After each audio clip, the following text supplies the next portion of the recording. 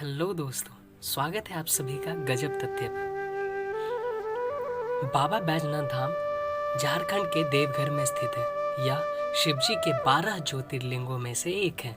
यहाँ के शिवलिंग को कामना लिंग भी कहा जाता है, क्योंकि माना जाता है कि भगवान शिव यहाँ आने वालों की मनोकामनाएं पूरी करते हैं। जहाँ जहाँ महादेव साक्षात प्रकट हुए हैं, वहाँ ज्योतिर्लिंग स्थापित किए गए हैं। बाबा बैजनाथ धाम की भी एक कथा है जो रावण से जुड़ी है। रावण भगवान शिव का बहुत बड़ा भक्त था। एक बार वह भगवान शिव को प्रसन्न करने के लिए हिमालय पर तपस्या कर रहा था। तप के दौरान वह एक एक करके अपने सिर काटकर शिवलिंग पर चढ़ा रहा था। इस तरह उसने अपने 9 सिर भगवान शिव को चढ़ा दिए। जब वह 10वां सिर काटकर भगवान शिव को चढ़ाने लगा तो शिवजी ने प्रसन्न होकर उसे दर्शन दिए और उससे वर मांगने को कहा।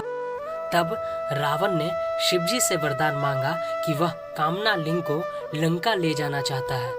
रावण चाहता था कि भगवान शिव कैलाश छोड़कर लंका में रहे।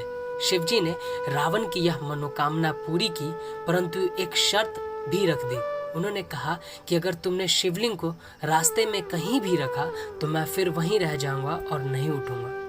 भगवान शिव की यह बात सुनकर सभी देवी देवता चिंतित हो गए और इस समस्या के समाधान के लिए विष्णु जी के पास गए। देवताओं की याचना पर विष्णु जी ने एक लीला रची। उन्होंने वरुण देव को आचमन के जरिए रावण के पेट में घुसने को कहा। इसलिए जब रावण आचमन करके शिवलिंग को लेकर लंका की ओर चला तो देवघर के पास उसे लघुशंका लगी।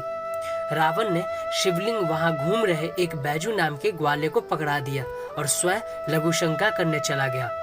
उस बैजू नाम के ग्वाले के रूप में भगवान विष्णु थे। पौराणिक कथाओं के अनुसार रावण कई घंटों तक लघुशंका करता रहा, जो आज भी एक तालाब के रूप में देवघर में स्थित है। यह अवसर का फायदा उठाकर बैजू ने शिवलिंग धरती पर रखकर स्थापित कर दिया। इस कथा के कारण ही यह तीर्थ स्थान बैजनाथ धाम और रावणेश्वर धाम दोनों नामों से विख्यात है।